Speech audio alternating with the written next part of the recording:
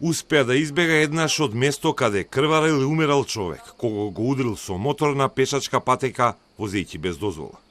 Но откако полицијата го фати насилниот возач кој го усмрти Југослав Николовски на кеот зад влада, мотоциклистот е пуштен во домашен притвор од страна на Скопскиот кривичен суд. Обвинителството смета дека мотоциклистот може да избега и бараше ефективен затворски притвор. Па најавија жалба против судската одлука на кривичниот суд за домашен притвор за мотоциклистот. Мотоциклистот го има со 2 пресуди во судско-обвинителските архиви.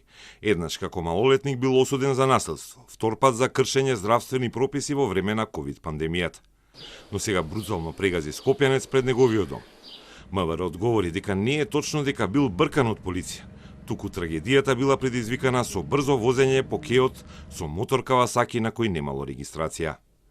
Според анализите на официјалните известувања на МВР, од почетокот на годината досега загинале 9 пешаци.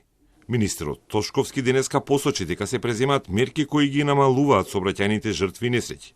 Но тој не е задоволен и смета дека треба уште активности. Ќе се преземат и дополнителни. Од 1 јануари ќе се вклучи и Safe City, системот кој во државата за прв пат е инсталиран и пуштен во употреба 2012 година. Срамно е што не бил користен за сообраќајот и за намалување на жртвите, рече Тошковски, нагласи дека бил многу скап систем, без да наведе прецизна сума која досега е потрошена за 13 години. Отпочнате пред повеќе од, ако не се лажем, 10 години, надоградување меѓувремено од страна на претходната влада, дополнително е надограден и во последната година дена, и се надевам дека конечно резултатот од истојот ќе го видиме. Во однос на вкупната сума не би можел да ви дадам сега одговор за тоа што ги немам тие податоци. Иначе сигурно е многу пари. Тошковски на пресконференцијата по повод 1 година од вршење на функцијата ги собра не само началниците од секторот сообраќај, но и сите останати од врвот на полицијата и МВР. На прашањето за пријавените дивоградби, особено во Чаир, рече дека полицијата работи по насоки на обвинителството. Ќе постапиме така што доликува на една европска земја.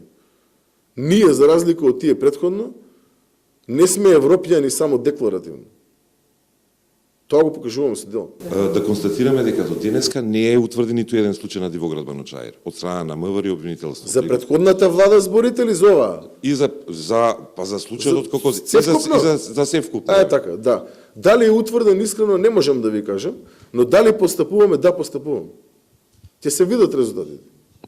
Ова не е буцни прачка пивино процес.